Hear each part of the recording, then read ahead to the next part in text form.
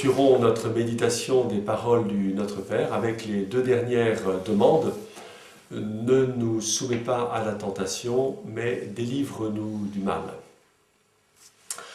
Au fur et à mesure de cette méditation, nous avons pris conscience que notre vie spirituelle est tout entière présente dans cette prière du Notre Père. Celle-ci exprime l'essentiel de notre vie intérieure à la suite du Christ. Déjà, les premiers mots sont capitaux, Notre Père. Ils disent que nous vivons de manière filiale notre relation à l'Éternel, au Créateur.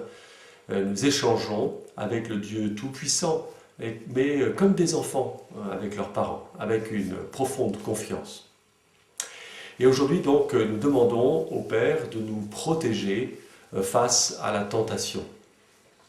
Depuis des années, la traduction liturgique du Notre Père nous fait dire au Père « Ne nous soumets pas à la tentation », laissant entendre peut-être par là que le Père nous enverrait les tentations, ce qui n'est pas le cas.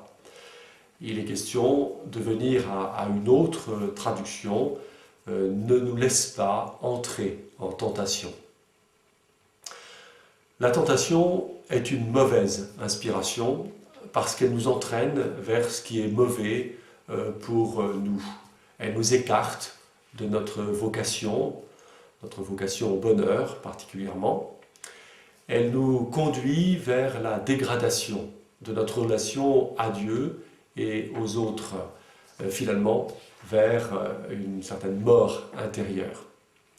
Elle ne peut donc pas venir de Dieu. À la rigueur, le Père la permet, mais il n'en est pas l'auteur. Et s'il la permet, en même temps, il donne tous les moyens de la vaincre. Saint Paul, dans la lettre aux Corinthiens, la première lettre, l'exprime ainsi, « Dieu est fidèle. Il ne permettra pas que nous soyons tentés au-delà de nos forces. Mais avec la tentation, il donnera le moyen d'en sortir et la force de la supporter. » Donc de demander au Père de nous défendre contre les tentations, de nous protéger, de telle sorte que nous n'entrions pas dans leur jeu néfaste et que nous ne leur laissions pas la possibilité d'avoir prise sur nous.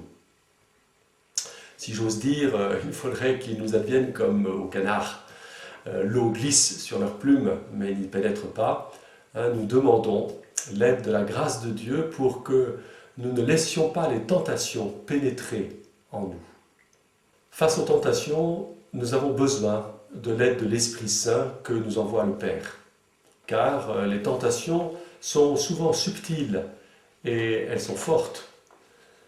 Elles sont subtiles au sens où parfois elles se cachent sous une apparence de bien.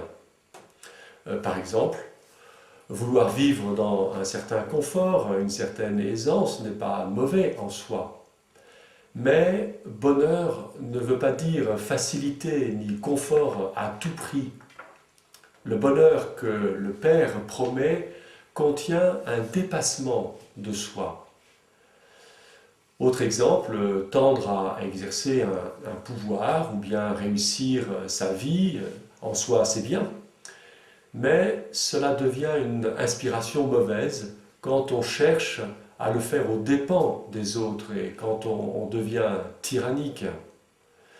Oui, nous avons besoin de l'esprit de discernement pour éclairer nos motivations profondes.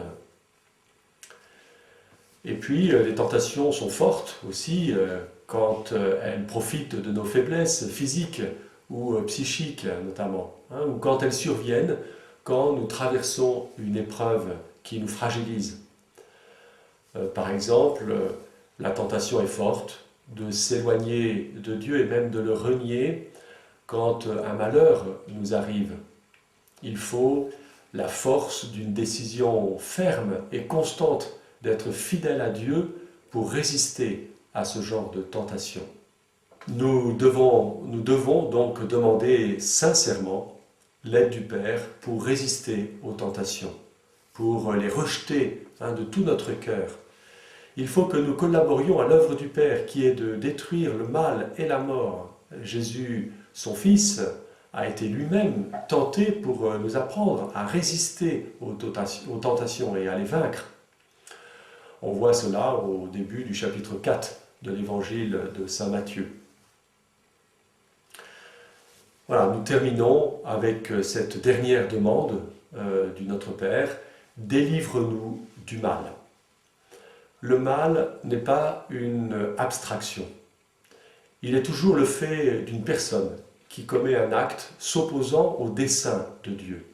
Et il est surtout le fait de celui qui s'est opposé totalement au dessein de Dieu et qui essaie d'entraîner toute l'humanité dans son sillage mortifère.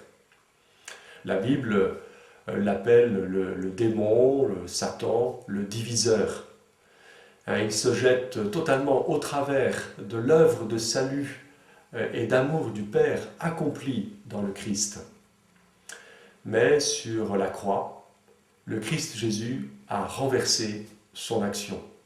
Par sa mort, Jésus a détruit la mort et le mal. Il a inauguré la victoire sur Satan. Aussi, l'Esprit et l'Église disent au Seigneur Jésus, « Viens », comme dans l'Apocalypse au chapitre 22. « Viens tout d'abord en nous, maintenant, en ce temps, par ton Esprit, pour nous aider nous-mêmes à lutter contre le mal en ce monde et dans nos cœurs.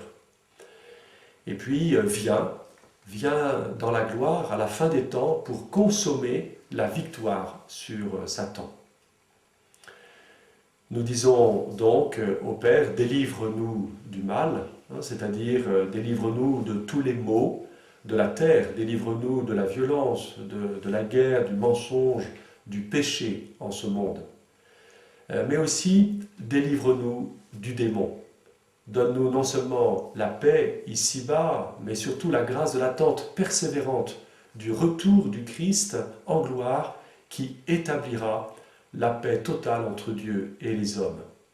Voilà, j'espère que ces tutos sur le Notre Père vous ont aidé à méditer les paroles de cette prière confiée par Jésus à ses disciples pour les dire avec toujours plus de confiance. Notre Père qui es aux cieux, que ton nom soit sanctifié, que ton règne vienne, que ta volonté soit faite sur la terre comme au ciel.